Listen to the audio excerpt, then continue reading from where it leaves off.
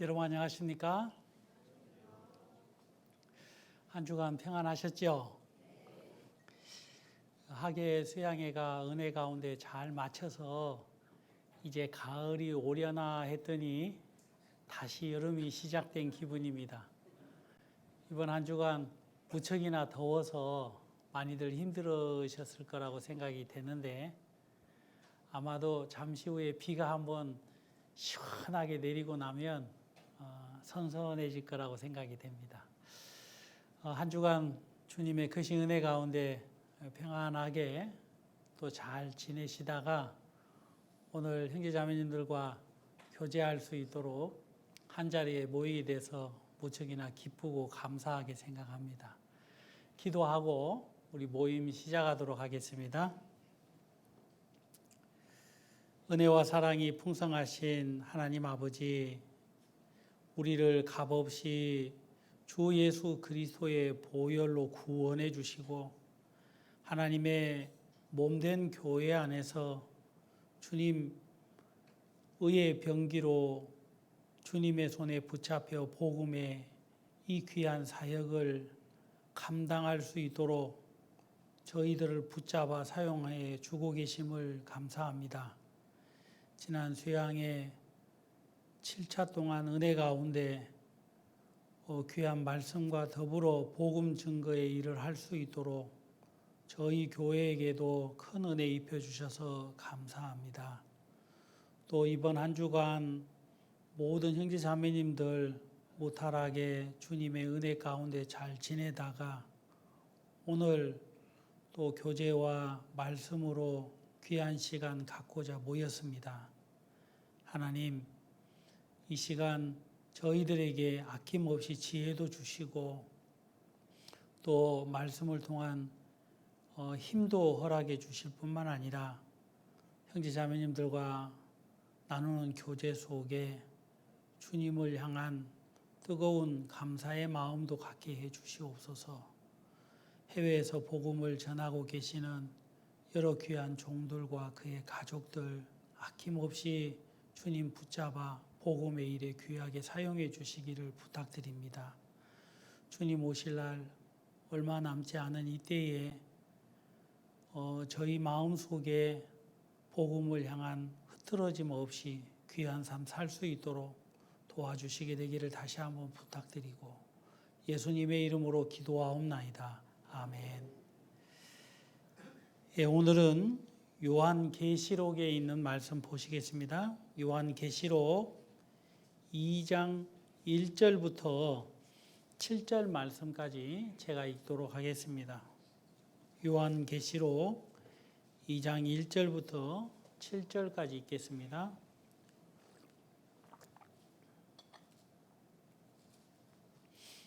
찾으셨으면 제가 읽겠습니다. 예배소 교회의 사자에게 편지하기를 오른손에 7별을 붙잡고 7 금 촛대 사이에 다니시는 이가 가라사대 내가 내 행위와 수고와 내 인내를 알고 또 악한 자들을 용납치 아니한 것과 자칭 사도라 하되 아닌 자들을 시험하여 그 거짓된 것을 내가 드러낸 것과 또 내가 참고 내 이름을 위하여 견디고 게으르지 아니한 것을 아노라. 4절 그러나 너를 책망할 것이 있나니 너의 처음 사랑을 버렸느니라. 그러므로 어디서 떨어진 것을 생각하고 회개하여 처음 행위를 가지라. 만일 그러하지 아니하고 회개치 아니하면 내가 내게 임하여 내 촛대를 그 자리에서 옮기리라. 오직 내게 이것이 있으니 내가 니골라당의 행위를 미워하는도다. 나도 이것을 미워하노라. 귀 있는 자는 성령이 교회들에게 하시는 말씀을 들을지어다. 이기는 그에게는 내가 하나님의 낙원에 있는 생명나무의 과실을 주어 먹게 하리라. 7절 말씀까지 읽었습니다. 오늘은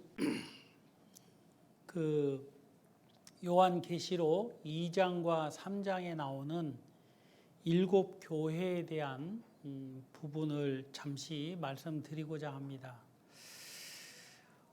하나님이 보시는 에베소 교회는 어떤 교회인가에 대한 주제로 잠깐 말씀을 나누고자 하는데 좀 딱딱하지 않을까 싶은 생각도 들지만 여러분이 기도해 주시면 또 은혜 가운데 한 시간 말씀을 잘 나누게 될 거라고 생각이 됩니다.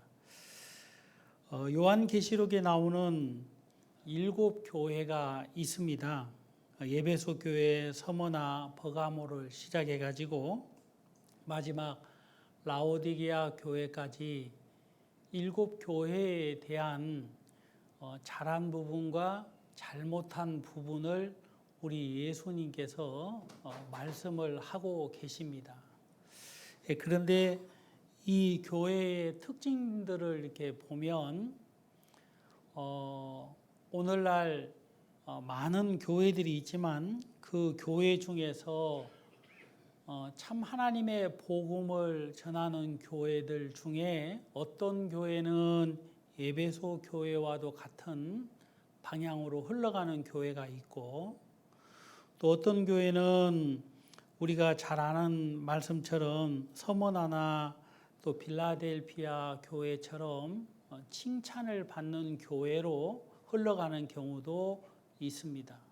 안타깝게도 라오디게아 교회처럼 차지도 않고 덥지도 않은 교회로 흘러가는 경향이 있는 것을 보면 어떤 부분은 참 슬프고 안타까운 부분도 있지만 또 이러한 여러 교회의 모양들을 통해서 교훈을 받아가지고 우리가 하나님이 그렇게 기쁘게 칭찬하셨던 서머나 교회나 또 빌라델피아 교회처럼 주님 오실 그날까지 힘있게 쓰임을 받는 교회로 또 일원으로 하나님의 은혜를 입으면 좋겠다라는 마음이 들어집니다. 제가 오늘 이 에베소 교회에 대한 말씀을 전하려고 이렇게 주제를 선정한 이유는 에베소 교회는 어떤 교회보다도 하나님의 역사가 풍성하게 일어났던 교회입니다. 그리고 그 하나님의 역사가 에베소 교회에 일어날 때 우리 주님도 기뻐하시고 또 칭찬하시고 함께 하신 교회이기도 합니다. 그런데 어느 시간이 지나고 난 이후에 우리 주님께서 이 에베소 교회를 향하여서 처음 사랑을 버렸다라고 말씀을 하시면서 책망을 하시는 부분을 우리가 귀담아 들으면 이게 또 무슨 얘기인가라고 생각을 깊게 아니할 수 없습니다.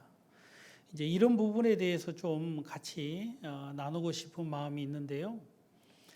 제가 이 말씀을 준비하면서 이 에베소 교회의 이름의 뜻을 이렇게 찾아보니까 사랑을 받는 자, 바람직한 장소라고 에베소라는 이름의 뜻이 나와 있더라고요.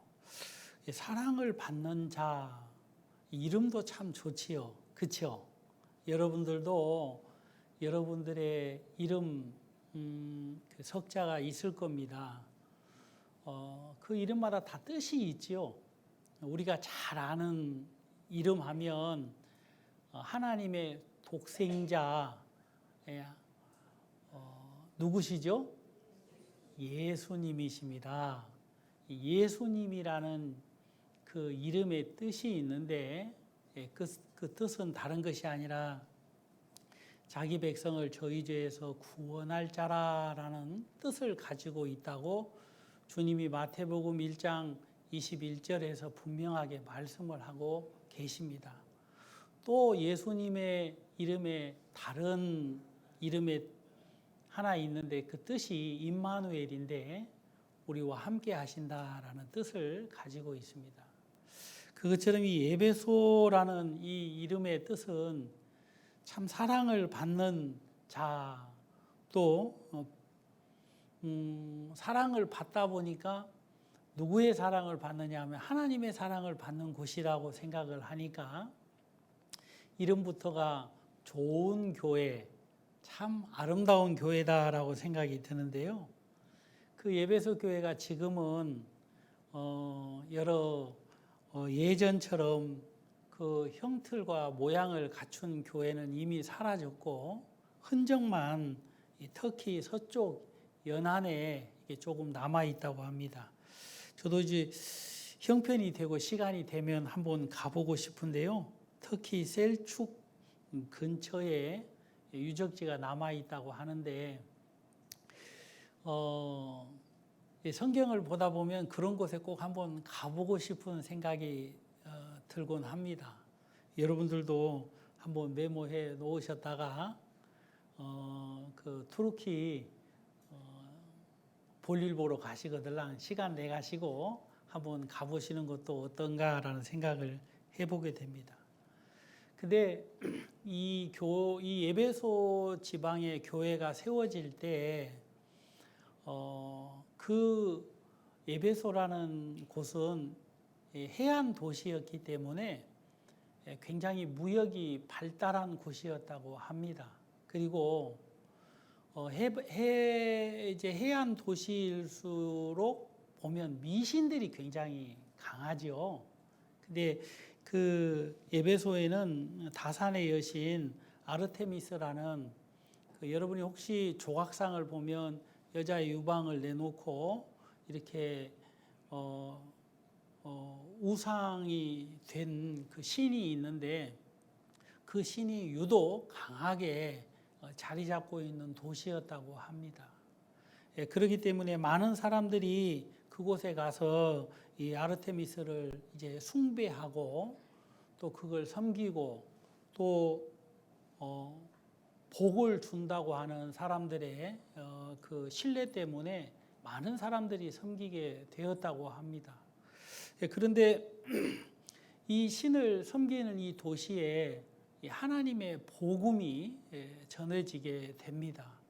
사도 바울이 이제 장막 치는 일을 하고 장막 만드는 일을 하면서 이 에베소에 이제 잠시 가게 됩니다. 그때 이 아굴라하고 브리스길라라는 부부가 이 바울을 만나게 되고 바울을 도와주게 됩니다. 그러면서 그 교회에 그 에베소 지역에 이제 교회가 세워지게 되고 복음이 전해지게 됩니다. 여러분, 한 도시에 복음이 전해진다는 것은 참 기적적인 일이라고 생각이 됩니다. 저도 해외에서 들려오는 소식들을 이렇게 들으면 어떻게 사람으로서는 할 수 없는 일들을 하나님이 저렇게 기쁘고 아름답게 하셨구나라는 생각을 갖게 됩니다.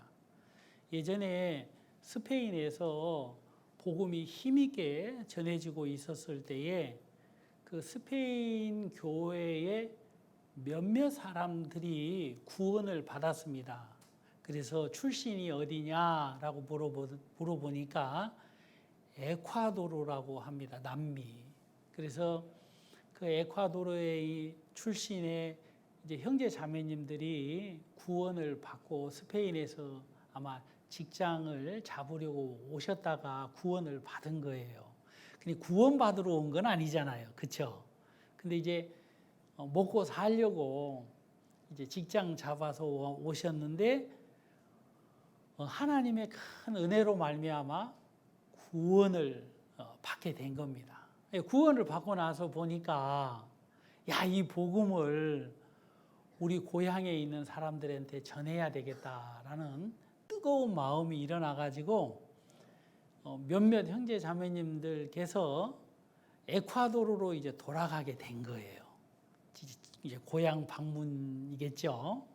그래서 그곳에서 복음을 전하게 되면서 이제 많은 사람들이 연결이 되기를 시작했습니다. 그래가지고 급기야는 교회가 세워지고 에콰도르뿐만 아니라 그 에콰도르 여러 지역에까지 복음이 전해지고 여러분 또 우리가 잘 알다시피 에콰도르도 보면 아마존에 이렇게 붙어 있는 나라 중에 하나거든요. 그래서 또 아마존의 여러 부족들에게까지 이 복음이 전해지는 귀한 하나님의 역사가 일어나게 되었습니다. 하나님은 우리가 생각할 수 없는 어떠한 계획들을 가지고 하나님의 구원을 받은 형제 자매님들을 들어 사용을 하시는데 그 형제 자매님들의 계획함과 상관없이 더 크고 놀라운 일들을 이렇게 행하시는 경우들이 많습니다. 사도 바울도 그렇죠. 에베소에 어떤 일들을 계획을 세워놓고 큰 교회를 만들어서 그 어느 교회보다도 뜨겁게 복음을 전해야 되겠다라는 계획보다도 주님의 인도하심을 받아서 에베소에 갔는데 우리가 잘 알다시피 아굴라와 브리스길라가 연결이 되고 그 일로 인해서 이제 그분들이 이렇게 희생으로 인해서 교회가 세워져 가지고 이제 복음이 전해지게 됩니다. 여러분이 앉아 계시는 이 천안 동북교회 어떻습니까? 좋지요. 예. 이렇게 좋은 건물, 형제 자매님들 희생 가운데서 이렇게 세워놔서 지금은 이렇게 시원하고 평안하게 말씀을 들을 수 있는데 제가 여기 와서 처음 간증을 들어보니까 옆에 조그만한 한옥 2층 집에서 교회가 시작이 됐다고 합니다. 그래서 제가 또 가봤겠어요? 안 가봤겠어요?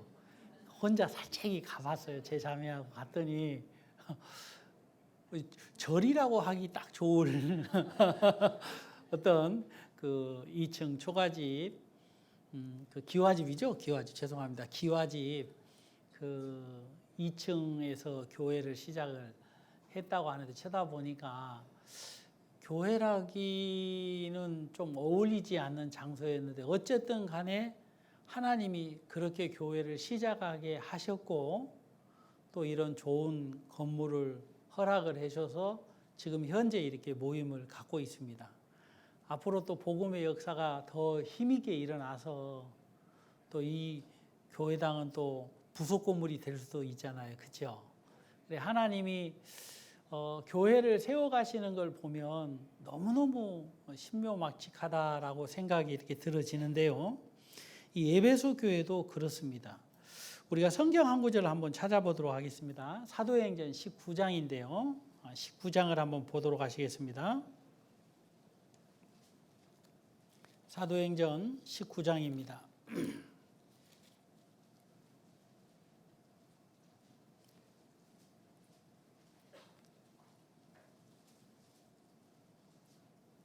(19장)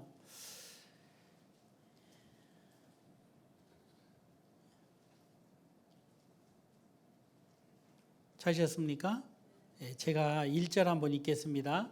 아볼로가 고린도에 있을 때에 바울이 윗지방으로 다녀 에베소에 와서 어떤 제자들을 만나 가로되 너희가 믿을 때에 성령을 받았느냐 가로되 아니라 우리는 성령이 있음도 듣지 못하였노라.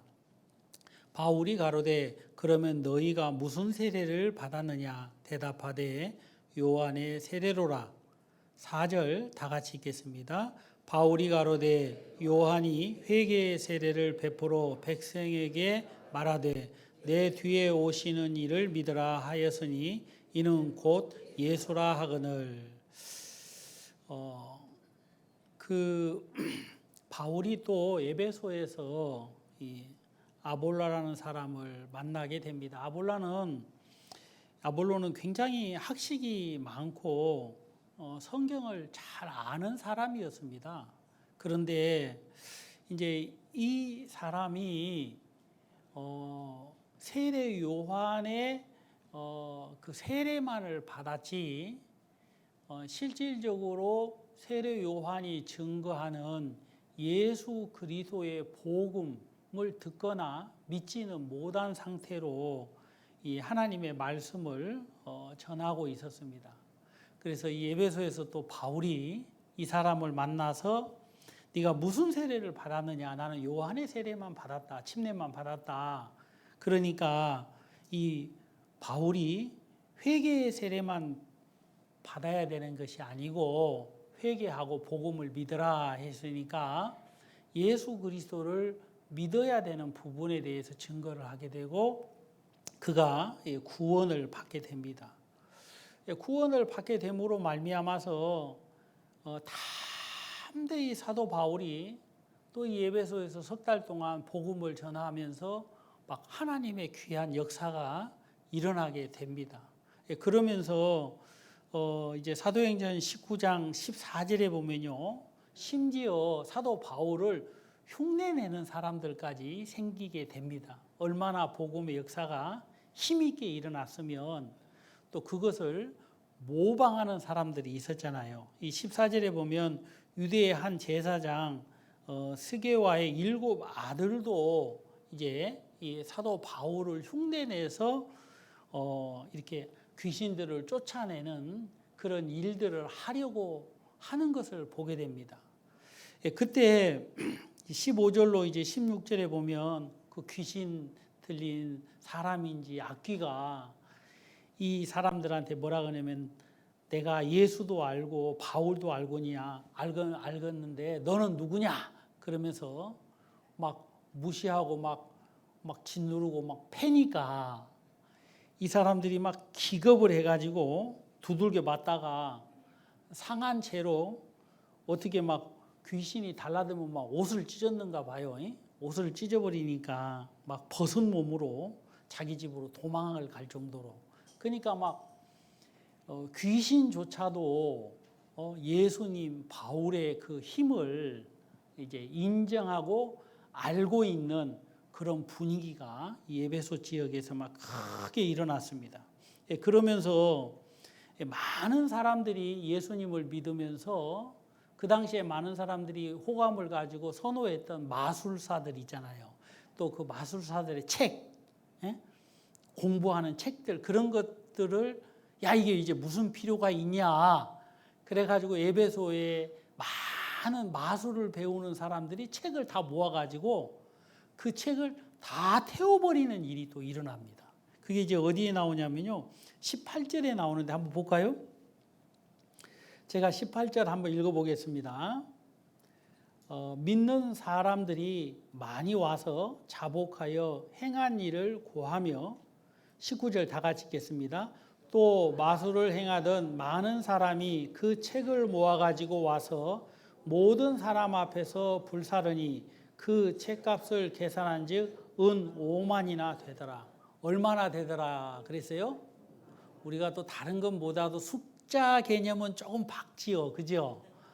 은 5만이라는 것은 그 당시에 은 한 양이 한 양이라고 해야 됩니까? 뭐라고 해야 돼? 한 개가 이제 하루 품삯이라고 합니다. 그러니까 제가 이 은 5만을 계산을 해보니까 이 시급으로 이제 한국 시급으로 따져 보니까 약 40억 정도 되는 책값이 이렇게 불에 태워졌다고 합니다. 뭐 놀라실 거 없습니다.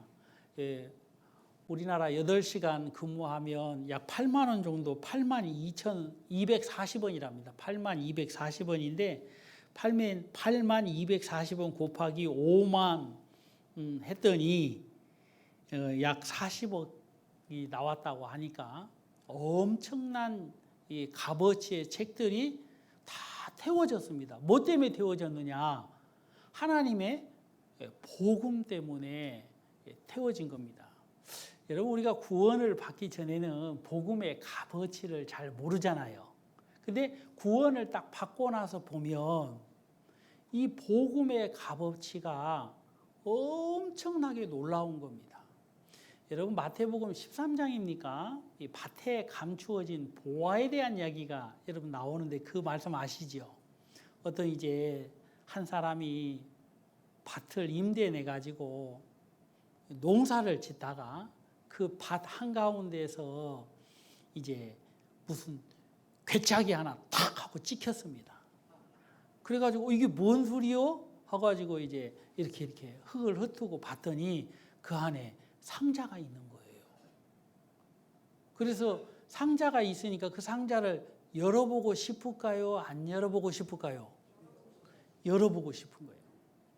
그래서 이렇게 해서 이제 상자를 딱 열어보니까 그 상자 안에 막 각종 금은 보화가 가득한 거예요. 그걸 열어보는 순간 눈이 막 부시면서 깜짝 놀래가지고 막 뒤로 넘어졌을 것 같아요. 안 그러겠습니까? 그래가지고 이제 그걸 그대로 덮어가지고 이제 집에 돌아와가지고 여보 어찌 이렇게 빨리 왔어요? 암만 말고 다 팝시다. 왜 팔아요? 내가 그 임대해서 농사 짓고 있는 그 땅을 사야 되겠습니다. 그러는 거예요.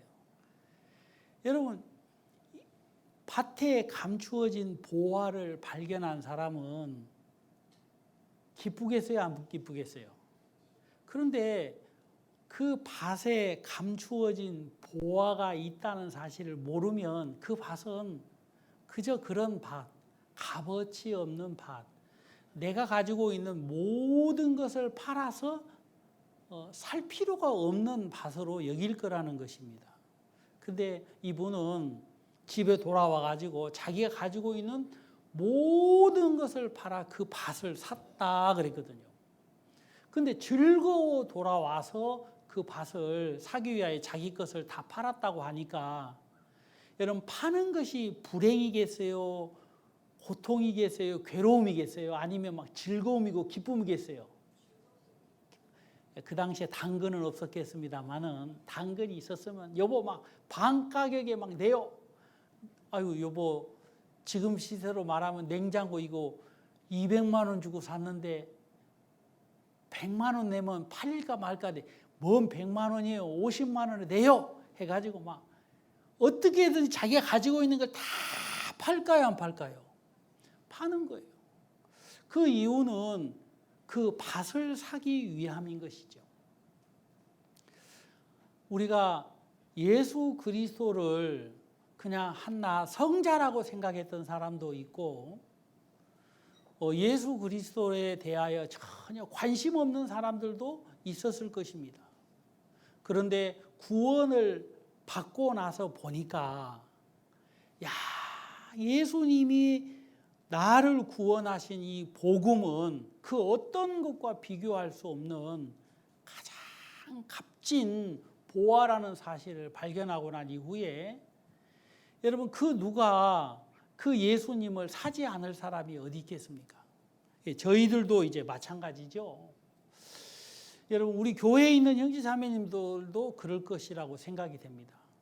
많은 사람들이 열심히 봉사해야 천국 간다, 헌금해야 천국 간다, 기도 많이 해야 천국 간다. 그런데 그 말 자체부터가 틀린 것입니다. 여러분, 헌금도 봉사도 기도도 여러분 교제도 신앙생활도 복음을 만난 그 기쁨과 감사함으로 말미암아 하는 것이지, 어떤 분은 기도해야지 해가지고 기도하는 사람은 기도가 감사가 되겠어요? 부담이 되겠어요? 부담이 되는 거예요. 어떤 분이 기도를 막 하시길래 제가 왜 그렇게 눈물을 흘리면서 기도하냐 그랬더니 예수님 앞에 내 죄를 용서해 달라고 눈물을 흘리면서 기도해야 된다고 하더라고요. 그래서 예수님이 십자가에서 우리의 죄를 다 용서해 주셨는데 그런 정성을 가지면 예수님이 어떻게 우리의 죄를 씻었는지 그 복음의 말씀을 좀 배우면 안 되겠습니까? 그랬더니 무슨 말인지 못 알아듣는 겁니다. 여러분, 어쨌든 간에 신앙생활은 감사로 시작이 되는데 어떤 감사로 시작이 되느냐 하면 주님이 우리를 구원해 주신 그 감사로 신앙은 시작이 되는 겁니다. 왜 감사가 되느냐 하면 성경에 보면 우리가 늘 하는 말씀이잖아요. 하나님이 우리를 사랑하신 이유는 멸망치 않고 영생을 얻게 하기 위함이라고 요한복음 3장 16절에 말씀을 하신 것입니다. 하나님이 세상을 이처럼 사랑하사 독생자를 주셨으니 그랬어요. 왜 하나님이 우리를 사랑해서 독생자를 주셨느냐? 그 이유는 모든 사람이 멸망을 당하기 때문에 그 멸망을 당하지 않도록 하기 위해서 예수님을 주신 것입니다. 그래서 그 예수님을 믿는 사람들에게는 하나님의 자녀가 되는 권세를 주셨다라고 말씀하고 있는 거예요. 그러니까 예수님은 어떤 분이시냐 하면 우리를 영원한 지옥에서 영원한 천국으로, 영원한 멸망에서 영원한 축복으로 옮겨 주신 분이시기 때문에 그 예수님을 믿는 것이 기쁘고 감사하다는 것입니다. 여러분, 여기에 보면 이 엄청난 많은 값어치가 있는 이런 책들을 다 불에 태워버리는 이유가 뭐냐면 이들이 가지고 있는 가치 있는 것이라고 생각했던 것과 예수 그리스도의 복음과 비교를 해보니까 비교가 안 되는 거예요. 그래서 다 태워버린 것입니다. 여러분, 이 에베소 이 교회에서, 이 지방에서 이런 엄청난 역사가 일어나고 있는 겁니다. 그런데 항상 복음이 막 힘있게 전해지면 역사만 일어나는데 좋은 역사만, 아름다운 역사, 행복한 역사만 일어나는 게 아니라 또 핍박도 일어나고 고난도 일어나잖아요. 그래 안 그래요? 여기 성경을 한 권 좀 또 보도록 하겠습니다. 19장 23절에 보면요, 그때쯤 되어 이 도로 인하여 적지 않은 소동이 있었으니, 즉 데메드리오라 하는 어떤 은장색이 아데미의 은감시를 만들어 직공들로 적지 않은 벌이를 하게 하더니, 자 여기 보면 데메드리오라는 사람이 이제 은장색으로 이제 우상을 만들어서 파는 일을 이렇게 하는데, 이제 복음이 막 힘있게 전해지니까 그게 장사가 될까요, 안 될까요? 안 되는 거예요. 그래가지고 이제 여기 보면 이 사람이 많은 사람들을 선동해가지고 결국에 어떤 일들을 하게 하느냐 하면 막 핍박을 받도록 하게 하는 겁니다. 그래가지고 막 바울이 복음을 전하면서 역사만 일어나는, 좋은 역사만, 우리가 보기에 아름다운 역사만 일어나는 게 아니라 막 핍박이, 고난이, 역경이 막 같이 막 일어나는 거예요. 여러분, 이 에베소 교회가 이렇게 크게 복음의 역사가 일어나는 것을 보면 누구도 부인할 수 없을 정도로 우리 하나님께서 이 에베소 지역을 사랑하시고 또 복음의 역사를 허락하셔서 구원받는 사람들을 일으켜 세워주신 것뿐만 아니라 분명하게 이 교회를 하나님이 세우신 것입니다. 그래야 안 그래요? 그런데 에베소 교회뿐만 아니라 그 당시에 그 사도행전 1장 8절에 오직 성령이 너에게 임하시면 너희가 권능을 받고 예루살렘과 온 유대와 사마리아와 땅끝까지 이르러 내 증인이 되리라, 이런 말씀하셨잖아요. 근데 이 예루살렘에서부터 이제 오순절날 성령이 제자들에게 임하고 난 이후에 하나님의 역사가 막 불길처럼 일어나는 것입니다. 여러분, 그런데 그 사도행전 2장에 보면 막 사도 베드로가 복음을 전하니까 사람들이 그 복음을 듣고 어찌할꼬 하면서 어떻게 해야 그럼 우리가 됩니까? 하고 많은 사람들이 나와서 진짜 회개를 하게 됩니다. 그런데 그 많은 사람들에게 베드로가 어떤 말씀을 전하냐면 한번 찾아보도록 할까요? 2장, 사도행전 2장 38절을 한번 보겠습니다. 38절 찾으셨습니까? 제가 36절, 7절 읽을 테니까 38절은 다 같이 읽도록 하겠습니다. 제가 먼저 읽겠습니다. 그런즉 이스라엘 온 집이 정령알지니 너희가 십자가에 못 박은 이 예수를 하나님이 주와 그리스도가 되게 하셨느니라 하니라. 저희가 이 말을 듣고 마음에 찔려 베드로와 다른 사도들에게 물어 가로되 형제들아 우리가 어찌할꼬 하거늘 다 같이 읽겠습니다. 베드로가 가로되 너희가 회개하여 각각 예수 그리스도의 이름으로 세례를 받고 죄 사함을 얻으라. 그리하면 성령을 선물로 받으리니. 베드로가 복음을 전합니다. 그래서 어찌할꼬 어떻게 해야 됩니까? 우리가 어떻게 해야 그러면 구원을 받을 수 있습니까? 라고 많은 사람이 나오니까 베드로가 회개하여 각각 예수 그리스도의 이름으로 세례를 받고 무엇을 받으라 그랬어요? 죄 사함을 받으라. 그리하면 성령을 선물로 받는다라는 설교를 하게 됩니다. 여러분 이 설교로 말미암아 몇 사람이 구원을 받았어요? 41절로 42절에 보면 그 말을 받은 사람들은 세례를 받음에 이날에 제자의 수가 몇이나 됐다고요? 3천이나 더하더라 그랬어요. 3천이나. 그래서 제가 이제 이 말씀을 이렇게 보면 한두 사람이 뭐 복음 듣고 구원받은 게 아니고 뭐 100명, 200명이 구원받은 게 아니고 몇 명이 구원받았다고요? 3천여 명이 막 이 세례를 받고 복음을 받아들이니까 이 도시 전체가 지금 난리가 났어요, 안 났어요? 도시 전체가 막 흔들릴 정도로 난리가 난 겁니다. 여러분 그 당시에 이 작은 이 예루살렘에 3천 명이 구원을 받았으니까 온 집집마다 막 구원받으라는 소리가 막 진동을 했을까 안 했을까요?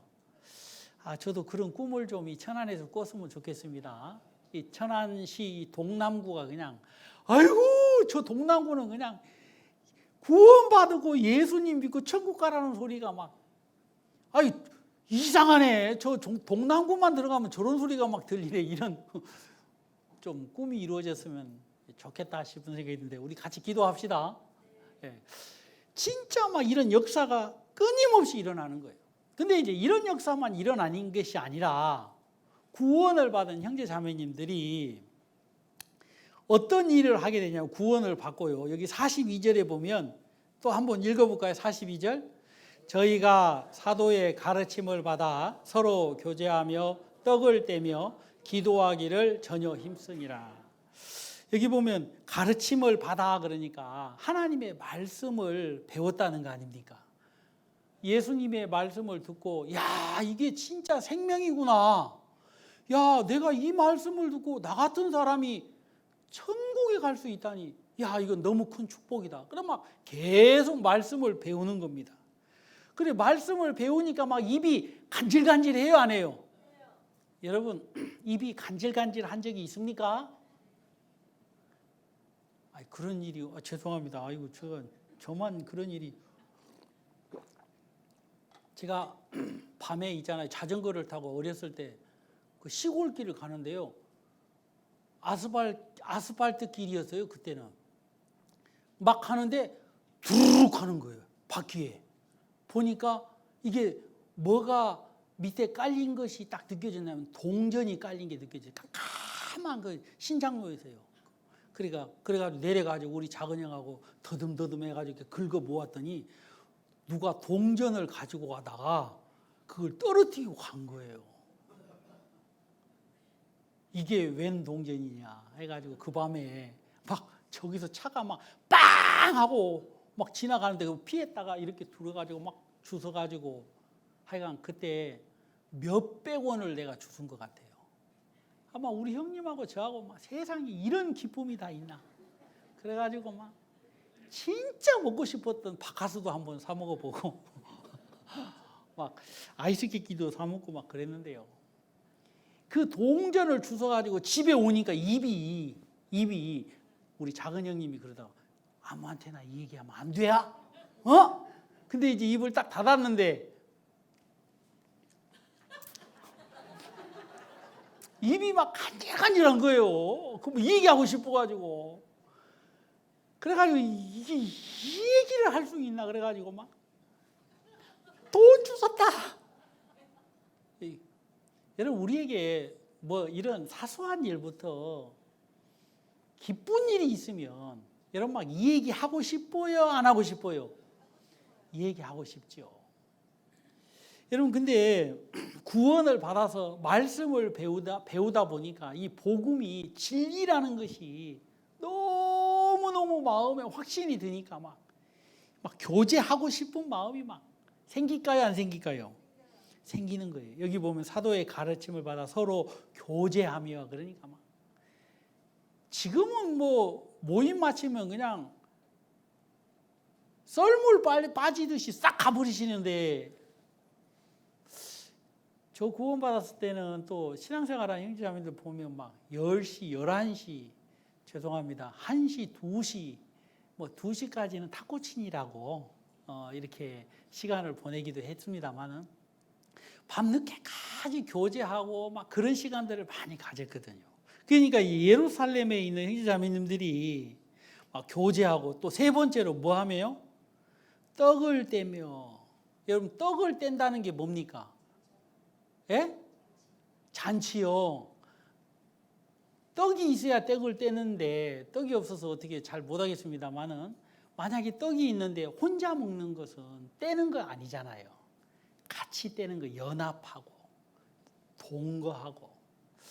참, 이 연합이라는 게 막 어떤 일에 있어서 무슨 일을 하자 그러면 막 으쌰 해가지고 막 무슨 일을 금방 해버리는 거예요. 막 눈치 보고 막 자격이 있네 없네, 시간이 있네 없네 그러지 않고 막 복음 증거하는 일에 있어서 막 이렇게 같이 연합하고, 또 기도하고 그랬어요. 기도하기에 전혀 힘쓰니라 그랬는데, 이게 무슨 말이냐면, 기도한다는 것은 일을 하는 사람이 기도하는 사람이거든요. 복음 증거의 일에, 또 부담스럽고 어렵고 힘든 일에 함께 하는 일을 그 당시에 했다는 것입니다. 그래서 이제 이 복음이 예루살렘과 온 유대와 사마리아와 더 나아가서는 땅 끝까지 복음이 전해지는 일에 형제자매님들이 한 마음으로 한결같이 그렇게 한 거예요. 그러면서 이제 그 영향으로 말미암아 예배소에도 이제 복음이 전해지게 됐다는 것입니다. 여러분, 그런데 이 예배소에서 막 복음이 전해지니까 예배소 이 교회에도 동일하게 어려운 일, 힘든 일, 고통스러운 일들이 일어났을까요, 안 일어났을까요? 일어나는 거예요. 자, 우리가 본문으로 돌아가서 한번 보시겠습니다. 요한계시록 2장입니다. 예배소 교회의 사자들에게 편지하기를, 오른손에 7뼈를 잡고 7 금 촛대 사이를 다니시는 이가 가라사대. 2절 다 같이 읽겠습니다. 내가 내 행위와 수고와 내 인내를 알고 또 악한 자들을 용납치 아니한 것과 자칭 사도라 하되 아닌 자들을 시험하여 그 거짓된 것을 내가 드러낸 것과. 3절은 제가 읽겠습니다. 또 내가 참고 내 이름을 위하여 견디고 게으르지 아니한 것을 아노라. 자, 이 에베소 교회가 하나님 앞에 귀하게 쓰임을 받아서 사도 바울만 이 교회에서 쓰임을 받은 것이 아니라, 아까 아볼로도 그랬고, 여러분 디모데도 그렇고, 또 보면은 요한도 이 에베소 교회에 쓰임을 받는 귀한 하나님의 종들이 굉장히 많이 일어났어요. 여러분, 그러니까 이 에베소 교회가 어느 교회보다도 많이 수고하고 또 많이 참고 기다리면서 이 복음을 무너뜨리려고 하는 사람들을 향하여 용기 내서 싸워가지고 이 악한 자들이 교회 안에 들어오지 못하도록 이제 용납을 하지 않았다 이 말이에요. 그러니까 이제 교회를 지키고 교회와 함께하고 그래 안 그래요? 제가요 사역을 하면서 좀 어려운 일이 한 번 있었어요. 그래가지고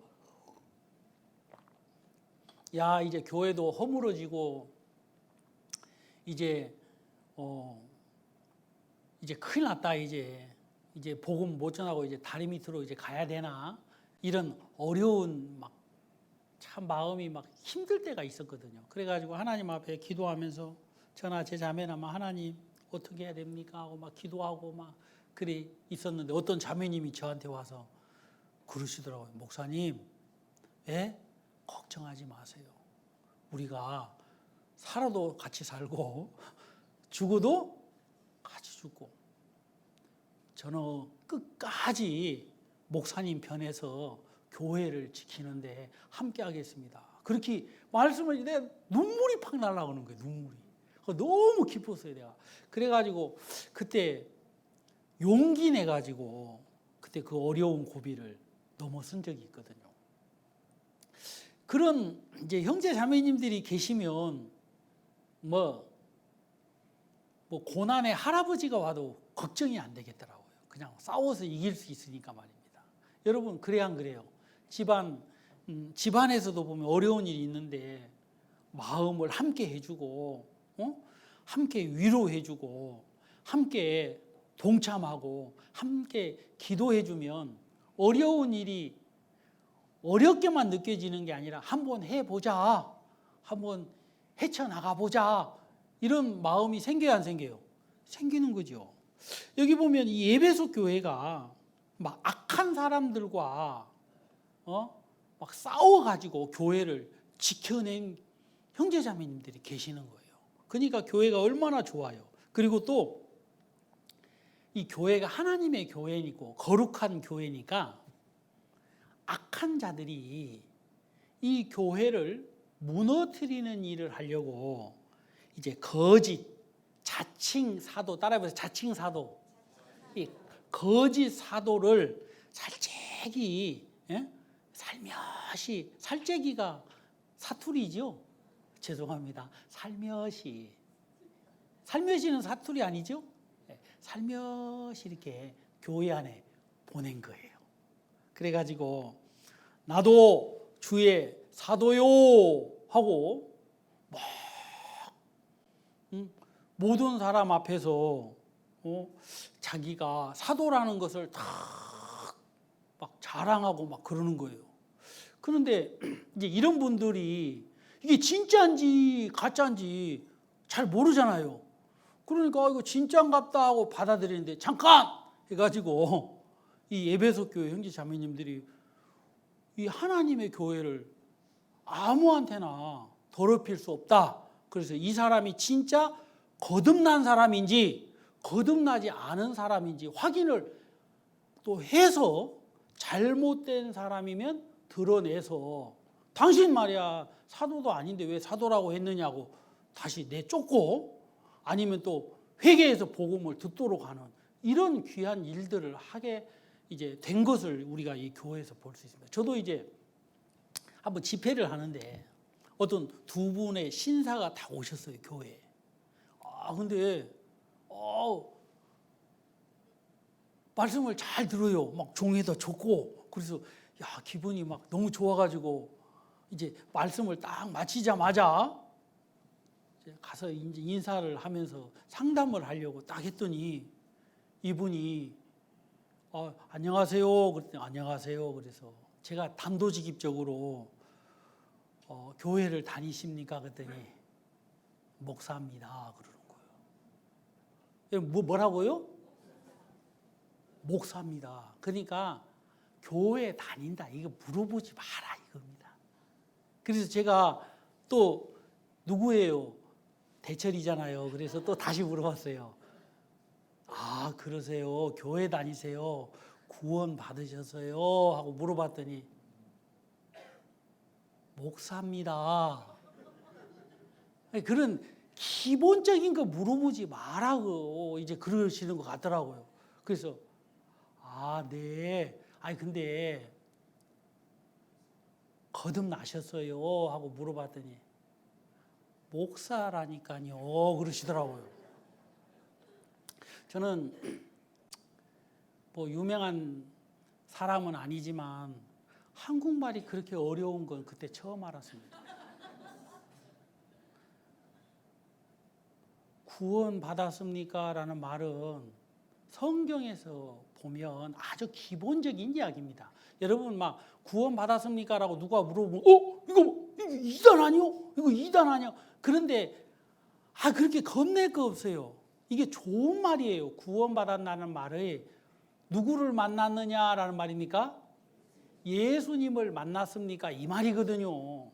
그러니까 예수님은 우리를 죄에서 건져주려고 오신 분이고 우리는 건짐을 받아야 될 사람이기 때문에 구원 받았습니까? 라는 말이 예수님을 믿었습니까? 예수님이 당신의 죄를 씻어 놓으신 것을 압니까? 요 말이거든요. 근데 막 너무 성경에 대해서 모르니까 막 구원 받았습니까? 이단 아니에요. 큰일 났네. 막 이렇게 생각을 하시는데 그럴 필요가 없어요. 근데 제가 이제 목사라고 하니까 구원 받았습니까? 라고 물어보니까 제가 분명히 당신은 직업이 뭡니까? 라고 물어본 게 아니고 구원 받았습니까? 라고 물어봤으니까 네, 구원을 받았습니다. 아니면 아닙니다. 이렇게 대답을 해야 되는 게 정상 아닙니까? 목사입니다. 그래서 제가 이거 참 말이 어렵다. 그래서 다시 바꿔가지고 거듭났습니까? 라고 물어봤거든요. 여러분 거듭남이 뭡니까? 거듭남이 변화되는 게 거듭나는 게 아닙니다. 거듭이라는 것은 말 그대로 거듭남, 두 번 태어난 것을 말하는 거예요. 한 번은 우리가 태중에서 어머니 뱃속에서 출생을 했고 또 한 번 태어나야 된다는 겁니다. 이게 뭐냐면 성경에서 예수님께서 4번에 걸쳐서 진실로라는 말씀을 하시면서 하셨기 때문에 이게 굉장히 중요한 말씀인데 거듭난다라는 말은 뭐냐면 우리가 아담의 후손으로 말미암아 죄인으로 출생을 했으니까 다 죄인이잖아요. 그러면 죄인으로 이 세상에 태어나서 죄를 짓고 살다가 하나님의 심판대 앞에 서면 영원한 지옥에 갈 수밖에 없으니까 다시 태어나야 되는데 어떻게 태어나야 되느냐? 의인으로 다시 태어나야 된다라는 말을 예수님이 거듭나야 된다. 물과 성령으로 다시 태어나야 된다라고 말씀을 하신 거예요.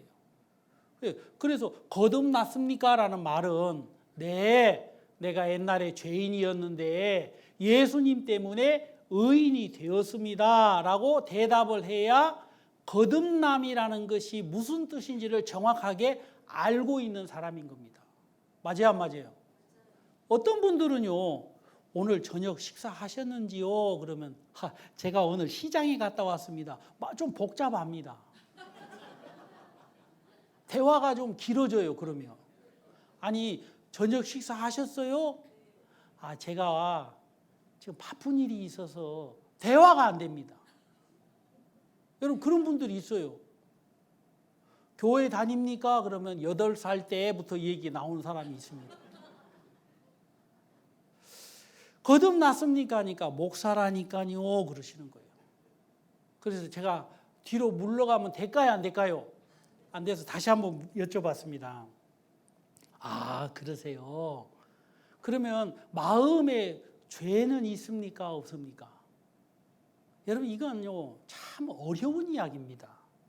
왜 어려운 얘기냐면 대답을 하려면요 양심이 딱 중간에 끼어 있기 때문에 거짓말할 수가 없는 겁니다. 여러분 예수를 믿는 것도 교회를 다니는 것도 헌금을 하는 것도 봉사를 하는 것도 다 그냥 그렇게 얘기할 수 있을런지 몰라도 당신 마음에 죄가 있습니까? 라는 질문 앞에서는요 항상 누구한테 물어요? 그 얘기를 듣고 예? 자기 양심에게 묻게 됩니다. 그래서 양심에 죄가 있으면 죄가 있다고 얘기하고 죄가 없으면 없다고 얘기하는데 이 세상에 죄 안 지은 사람이 있을까요? 없을까요? 다 죄를 지으니까 다 죄인이라고 해야 되는 겁니다. 또 한 가지 우리가 아까 말씀드렸다시피 아담으로 말미암아 죄인으로 출생했다고 로마서 5장 12절에 한 사람으로 말미암아 죄가 세상에 들어오고 죄로 말미암아 사망이 왔다 그랬잖아요. 그러니까 다 죄인으로 출생을 했기 때문에 우리는 행악의 종자라 이 말이에요. 그러니까 죄인이라고 이 얘기를 할 수밖에 없는 겁니다. 그 거짓말이 아니죠. 진실된 말이죠. 그런데 또 하나의 진실이 있는 겁니다. 여러분, 그 진실이 뭐냐 하면 복음을 믿은 사람은 이제 이때 칠판을 좀 써야 되는데 오늘 일요일이기 때문에 칠판을 안 쓰도록 하겠습니다. 또 하나의 진실, 진리가 있는데 그게 예수님의 복음인데요. 복음을 아는 사람은 2000년 전에 예수님이 나의 죄를 십자가에서 희생하심으로 다 씻으셨구나라는 것도 사실인 걸 압니다. 맞아요, 안 맞아요? 맞아요, 안 맞아요? 맞잖아요.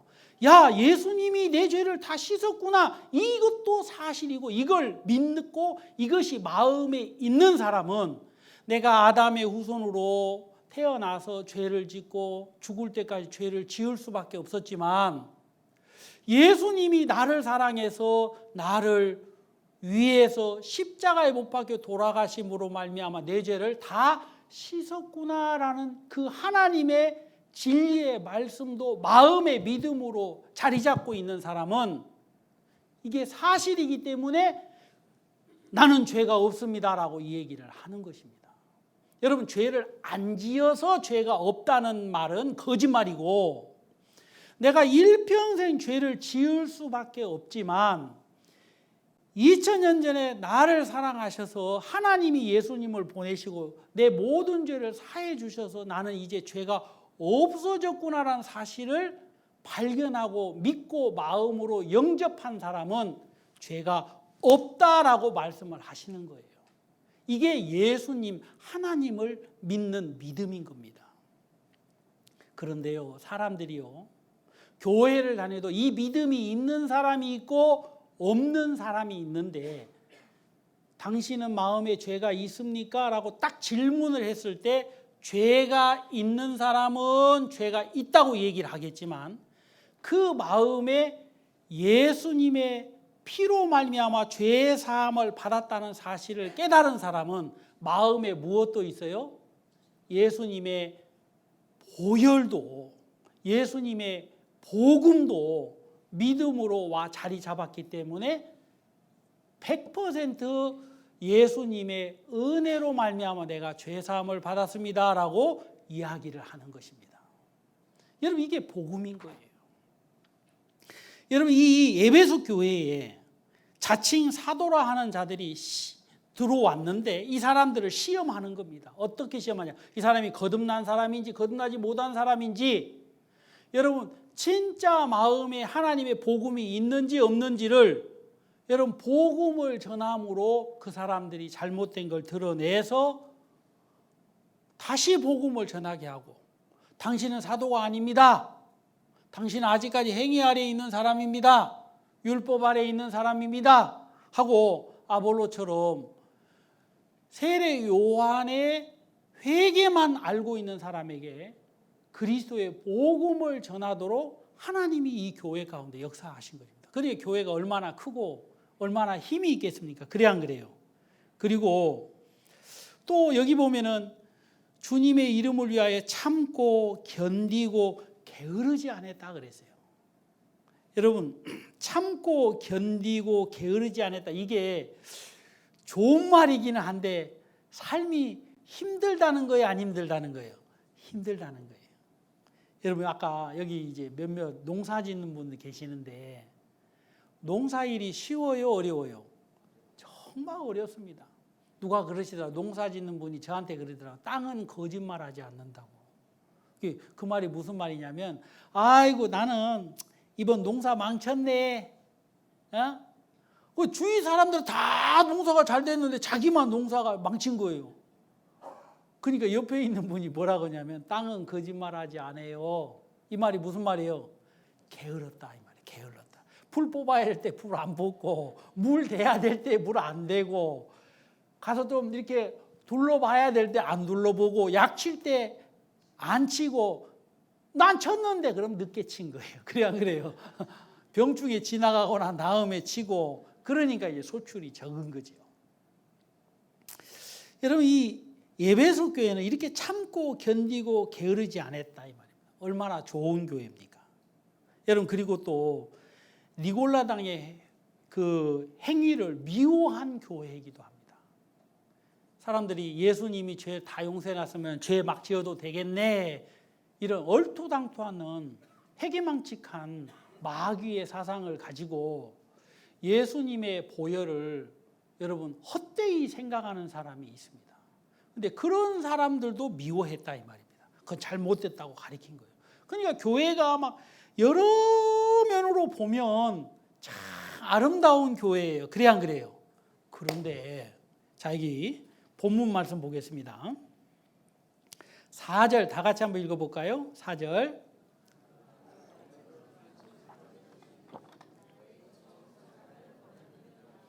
그러나 너를 책망할 것이 있나니 너의 처음 사랑을 버렸느니라. 뭐 했다고요? 제가요 오늘 말씀을 어젯밤에 말씀을 또 보면서 처음 사랑을 잊어버렸다가 아니고 버렸다라고 적혀 있으니까 또 생각이 달라지는 거예요. 저는요 잊어버렸다라고 생각을 좀 하는 경향이 있어요. 그런데 버렸다라고 얘기하는 거예요. 그래서 왜 버렸다고 하나님이 말씀을 하셨는가라고 보니까 5절에 보면 그러므로 어디서 떨어진 것을 생각하고 회개하여 처음 행위를 가지라. 여러분 따라해서 처음 행위. 이 처음 행위가 뭘까? 왜 이 처음 행위를 버렸을까 하고 생각을 해보니까 아하 이것 때문에 그랬구나라고 하나님이 저에게 조금 가르쳐 주신 부분들이 있습니다. 여러분 그게 로마서 3장에 보면 모든 사람이 죄를 범하였으며 하나님의 영광에 이르지 못하더니 그리스도 예수 안에 있는 무엇으로 말미암아? 구속으로 말미암아 하나님의 은혜로 값없이 의롭다 하심을 얻은 자 되었다라고 말씀하고 있어요. 여러분 구속이라는 것은 일방적으로 예수님께서 우리를 값을 주고 샀다 이 말입니다. 여러분 노예를 어디로 팔려갈지 모르는 쇠고랑 찬 노예가 이렇게 서 있는데 어떤 사람이 일방적으로 은 20냥이다 그러면 20냥을 딱 주고 이렇게 사는 것처럼 우리가 죄에 팔려서 영원한 지옥에 가야 되는데 예수님이 우리를 구속했다 이 말입니다. 어떤 구속을 했냐? 자기 피로 말미암아 우리를 구속한 거예요. 그러니까 이건 일방적인 것이지 쌍방적인 것이 아니잖아요. 그래 안 그래요? 여러분 여기 성경에서는 뭐라고 얘기했느냐면 구속으로 말미암아 해놓고 하나님의 은혜로 값없이 의롭다 하심을 얻은 자 되었다 그랬습니다. 여러분 은혜로라는 말이 구속이라는 말을 설명하는 것입니다. 그러니까 은혜라는 말은 공짜로 선물을 받았다 이 말이죠. 그런데 선물을 받을 만한 사람이 받은 것이 아니라 선물을 받을 수 없는 사람인데 선물을 받은 거예요. 여러분 구원을 받으셨습니까? 그러면 구원을 받았다는 것은 내가 잘해서 받은 겁니까? 아니면 구속으로 하나님의 은혜로 받은 것입니까? 하나님의 은혜로 받은 것이에요. 자, 우리가 성경 한 구절 고린도전서 2장을 한번 찾아보겠습니다. 고린도전서 2장입니다. 고린도전서 2장 12절 우리가 세상의 영을 받지 아니하고 오직 하나님께로 온 영을 받았으니 이는 우리로 하여금 하나님께서 우리에게 은혜로 주신 것들을 알게 하려 하심이라. 오직 하나님께로부터 온 영, 성령인데요. 이 성령은 죄사함을 받은 사람에게 선물로 하나님이 주신다고 말씀을 하셨는데 이 성령이 하는 일 중에 하나가 뭐냐면 은혜로 주신 것을 알게 하려 하심이라 그랬어요. 여러분 성령을 받은 사람은 구원을 무엇으로 받았다고 간증합니까? 은혜로 받았다고 간증하지 행위로 받았다고 간증하는 사람은 성령을 받은 사람이 아닙니다. 아, 내가 열심히 노력해 가지고 구원받았어요. 꼭 사다리 올라가듯이 말입니다. 어떤 교회는 옛날에 그렇게 누군가가 설교를 했다고 합니다. 새벽기도 한 번 빠지면 사다리 한 계단이 빠졌다고 한다는 거예요. 엄매. 그러면 한 계단 빠지면 우리 어르신들은 올라갈까 못 올라갈까요? 여러분, 사다리 올라가는 것도 한 계단, 두 계단이면 괜찮은데요. 7계단, 8계단 가면 저는 다리가 후들후들해요. 그리고 하늘만 쳐다봐야 되는데 밑도 쳐다보네. 아이고, 떨어지면 큰일 난데 어쩌고 해가지고 막 다리가 후들후들하고 그러거든요. 여러분, 뭔가 내가 막 열심히 노력해가지고 여러분 계단이 탁탁탁탁 놓아져가지고 그 계단을 올라가듯이 천국에 올라가는 건 아니잖아요. 그러니까 여기 보면 성령이 우리에게 가르쳐 주시는 것은 뭐냐면, 대철이 네가 구원받은 것이 하나님의 은혜로 받은 거야, 이걸 가르쳐 주는 겁니다. 여러분도 그런 가르침을 받았습니까?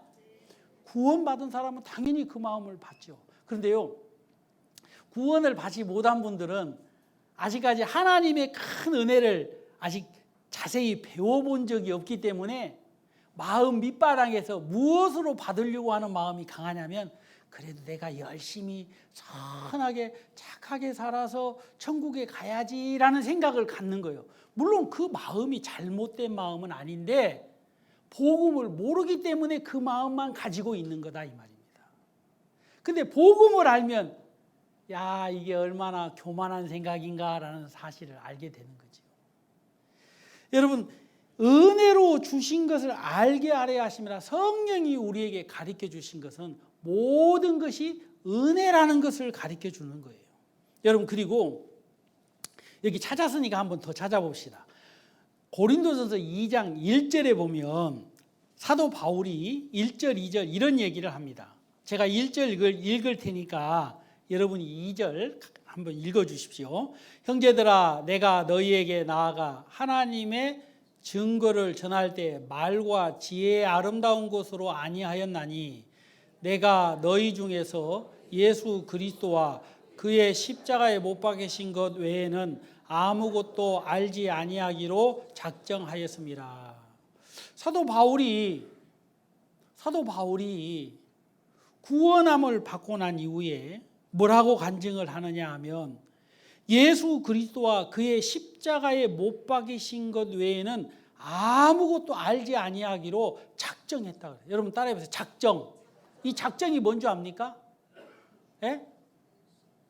앞으로 계속해서 내가 가지고 있는 이 마음을 지키겠다, 간직하겠다, 이 말인데, 이 마음이 뭐냐면 예수 그리스도와 그 십자가에 못 박혀 돌아가심으로 말미암아 우리가 구원받은 이 부분을 마음에 배우고 그 외의 것들은 내가 관심도 두지 않겠다, 이 말하는 겁니다.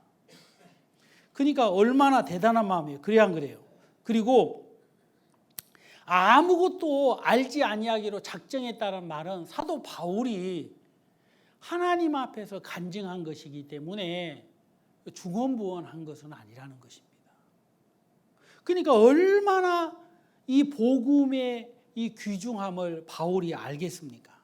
여러분, 그리고 로마서 6장에도 보면 바울은 이런 얘기를 합니다.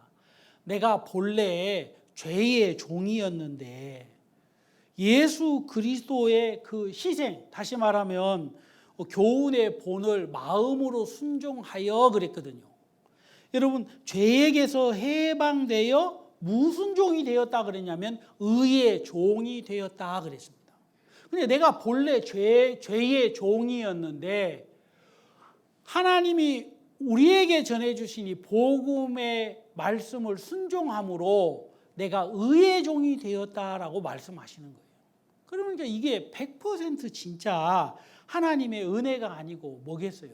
온전하신 주님의 희생으로 말미암아 되어진 것이다, 이 말입니다. 여러분, 그렇기 때문에 누가 이 하나님의 이 구속의 은혜를 받아들인 사람은 누가 봐도 겸손한 사람이고, 누가 봐도 마음이 가난한 사람이고 누가 봐도 주님이 아니면 나는 길이 없는 사람입니다 라는 참 겸손한 사람인 겁니다. 우리가 주님으로 말미암아 구원을 받고 난 이후에 우리가 한 가지 이런 것을 배워야 되는데, 그게 뭐냐면 우리 속에서 올라오는 많은 육신의 생각들이 있지만, 여러분 그런 많은 생각들 속에서 하나님의 말씀을 배움으로, 하나님의 복음을 생각함으로 올라오는 귀중한 주님의 마음이 있는 겁니다. 여러분 그 마음을 우리가 가지고 있다는 사실을 잊어서는 안 되는 거죠. 자, 성경 한 구절만 더 보도록 하겠습니다. 본문으로 돌아가서요. 고린도전서 여기 한번 보도록 하겠습니다. 먼저 여기 보면 16절에 누가, 고린도전서 2장 16절, 누가 주의 마음을 알아서 주를 가르치겠느냐, 그러나 우리가 그리스도의 마음을 가졌느니라. 여러분 주님의 마음을 가졌다라고 얘기하고 있습니다. 여러분 하나님의 구속의 은혜를 입은 사람은 그 구속의 은혜가 어떻게 우리에게 임했는지를 알기 때문에 그리스도의 마음을 가지고 있는 사람이라고 성경은 말하고 있는 거예요. 여러분 주님의 마음은 다른 마음이 아니죠. 마태복음 11장에 보면 예수님이 이런 말씀을, 나는 마음이 뭐라 그랬습니까? 온유하고 겸손하니 나의 멍에를 메고 배우라 그랬거든요. 여러분 주님의 마음은 온유하고 겸손하다, 이 말은 다시 말하면 그리스도가 온전히 순종하시고 희생하심으로 말미암아 우리가 받아야 될 죄의 형벌을 다 대신 받으시고 구원을 이루어 놓으신 것입니다. 여러분 그 마음을 주님은 가지고 계셨는데, 구원을 받은 사람은 그 마음을 깨닫고 그 마음으로 말미암아 구원을 받았기 때문에 성경에서 우리가 그리스도의 마음을 가졌다라고 간증을 하는 거예요. 여러분 근데 이 마음을 가졌는데 마귀는 이런 온유하고 겸손한 마음이 아니고, 여러분 구원을 받고 난 이후에 주님을 향하여 온전히 희생하고 주님의 복음을 온전히 배우고 그 복음을 감사하는 것이 아니라, 에베소 교회의 형제자매님들은 마음이 교만해졌고 높아져서 그들이 하나님의 첫사랑을 버리게 된 것입니다. 여러분 버렸다라는 것은 무슨 말이냐면 예수님을 저주했다, 예수님을 무시했다, 예수님을 향하여 등을 돌렸다라는 말과 어떻게 보면 비슷할 수 있는 거예요. 여러분 이 세상에 많은 사람들이 하나님을 욕하는 사람이 어디 있습니까? 아무도 하나님을 욕하는 사람은 없습니다. 다 하나님을 사랑한다고 하는데 복음을 받아들이지 않는 것은, 그건 여러분 예수님을 미워하는 것입니다. 예수님이 이 땅에서 자기를 희생하면서 이루어 놓은 것이 여러분 우리의 구원인데, 무슨 이유이든지 간에 그 구속의 은혜를 마음으로 겸손히 받아들이지 않고 여러분 그 복음을 배척하고 그 복음을 안 받아들이고 이해가 안 된다고 해서 거짓됐다고 여러분 배척하게 된다면, 그 사람은 자기 입으로 하나님을 저주하고 하나님을 욕하지 않았을지 몰라도 그 사람은 예수님을 버린 사람인 겁니다.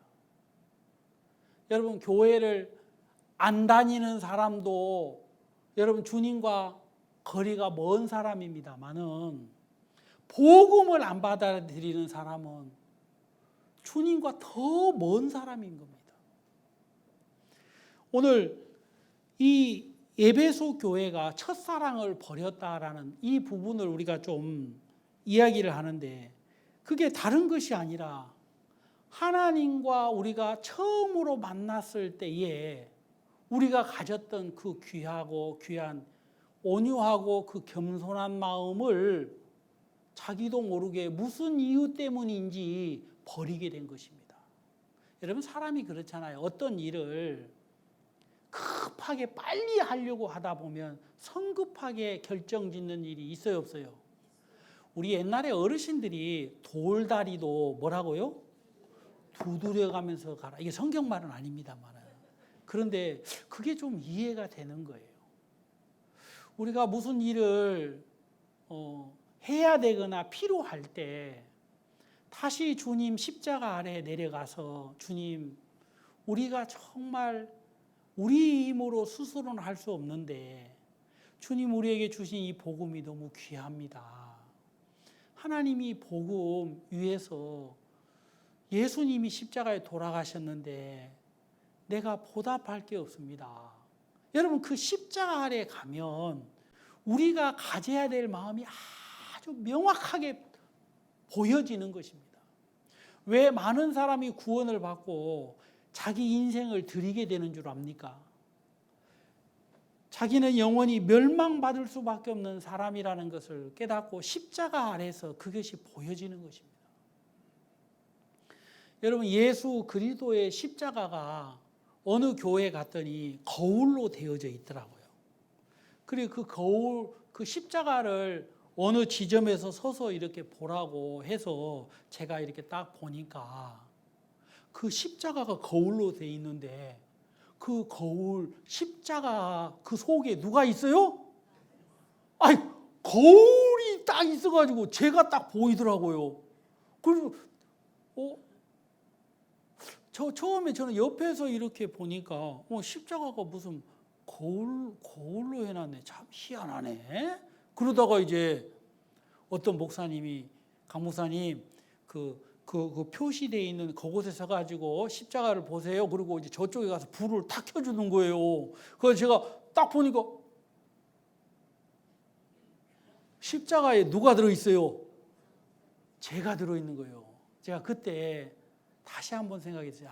내가 예수 그리스도와 함께 십자가에 못 박혀 죽었구나. 내가 왜 이렇게 자존심 많은 사람일까? 내가 왜 이렇게 체면만 차릴까? 내가 왜 이렇게 아무것도 못하면서 이렇게 막 하려고 발부둥을 칠까? 내가 하려고 발부둥 치는 동안 우리 예수님 나를 못 도와주고 계시는구나. 에베소 교회는 참 귀하게 쓰임받는 교회였지만 어느 순간 자기가 있어야 될 자리에서 떠난 겁니다.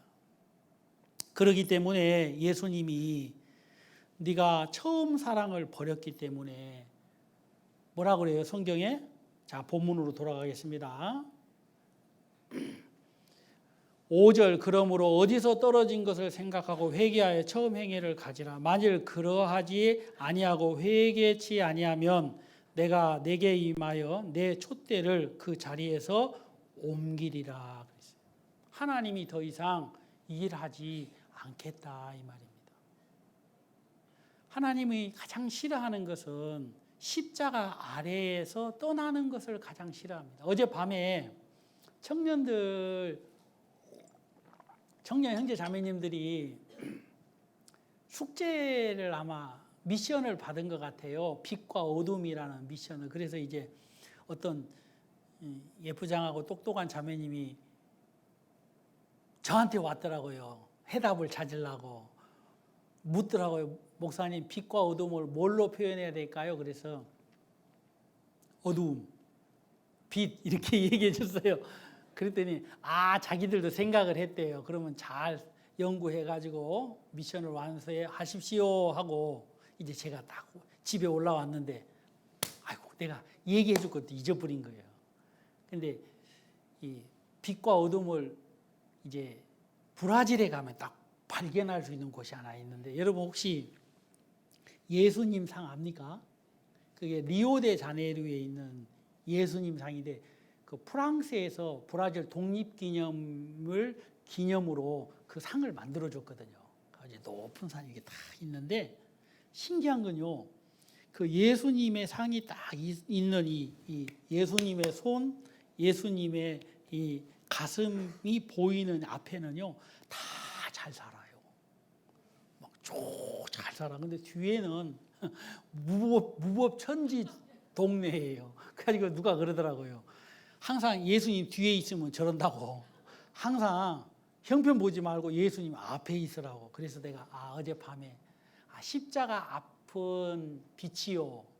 십자가 뒤는 어둠이다. 이걸 설명해 주려고 그랬는데 설명 안 해줘가지고 잠을 못 잤다니까 어제.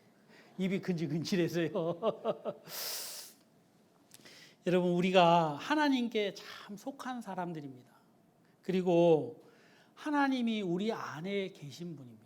하나님은 항상 어디 가운데 일을 하시느냐 하면 온유함 속에, 다시 말하면 하나님의 긍휼과 사랑 속에서 일하시고, 하나님은 또 어디 속에서 일하시느냐 하면 겸손 속에서 일을 하시는데, 그 겸손 속에서 하나님은 어떤 일이든지 거침없이 하실 수 있는 거예요. 에베소 교회가 너무나도 훌륭한 교회지만 하나님이 더 이상 사용할 수 없는 교회가 되어져 버린 것입니다. 그것은 뭐냐? 그들이 일에 지치고 여러 가지 싸움에 지치다 보니까 자기들이 뭔가 잘 해야 된다는 의욕이 앞서서 구원을 받을 때 십자가 아래서 발견했던 자기 모습을 잊어버린 것입니다. 여러분, 우리 모두는 늘 십자가 아래서 주님을 바라보지 않으면 안 되는 것입니다. 세상은요, 우리를 마음 상하게도 하고, 또 싫은 소리도 듣게 하고, 어려운 소리도 듣게 하고, 모든 걸 포기해버리고 싶은 소리도 듣게 합니다. 그런데 십자가 아래에 있으면 그 어느 누구도 고개를 들지 않습니다. 맞습니다, 주님. 나는 정말 하나님 앞에 보잘것없는 더럽고 추한 사람입니다. 자기의 악하고 추함도 인정하지만 십자가에서는 또 하나를 인정하는데 주님을 담대하게 바라볼 수 있는 곳이기도 합니다. 예수 그리스도의 피를 힘입어 성소에 들어갈 담력을 얻었다고 하는 것처럼, 하나님, 나는 이렇게 보잘것없는 사람이지만 예수 그리스도의 피를 힘입어 나는 하나님의 자녀가 되었습니다라고 간증도 할 수 있는 곳이에요. 하나님은 이 에베소 교회를 항상 어디 아래 두기를 원하셨느냐면 십자가 아래 두기를 원하신 것입니다. 오늘 여러분 모두가 어려울 수도 있고 힘들 수도 있고 지칠 수도 있습니다. 여러분, 그렇게 어렵고 힘들고 지칠 때 어깨에 무거움은 말로 다 표현할 수 없지요. 하지만 그럴 때 나를 구원하신 그 예수 그리스도, 그분이 계신 십자가 아래 여러분 우리의 마음이 그쪽으로 향하고 그곳에서 우리를 돌아보게 되면 우리의 무능함도 간증할 수 있고, 또 하나님의 은혜로 내가 그리스도의 자녀가 되었다는 것도 간증할 수 있게 될 거라고 저는 믿습니다. 그래서 여러분 모두가 세상에서 일어나는 많은 풍랑으로 인해서 베드로가 물에 빠지는 것처럼 그런 어리석은 사람이 되지 않고 십자가 아래서 주님을 바라봄으로 여러분 모든 여러분들의 짐을 주님한테 맡기고 주님을 믿는 믿음으로 힘있게 달려가는 우리 형제 자매님들이 되셨으면 좋겠습니다. 기도하겠습니다. 하나님 아버지, 감사합니다.